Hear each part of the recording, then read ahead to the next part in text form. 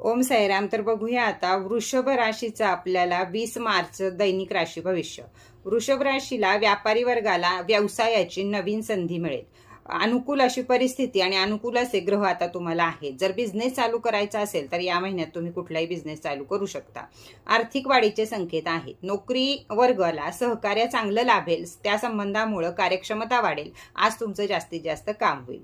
विद्यार्थी वर्गाला शैक्षणिक प्रगतीसाठी उत्साहाचा दिवस आहे. आज अभ्यासात मन लागेल तर आवडीचा विषय नक्की तुम्ही आज ट्राय करा. महिला वर्गाला आवडत्या कार्यात यश मिळेल किंवा घरामध्ये असाल तर घरात सकारात्मक वातावरण राहील.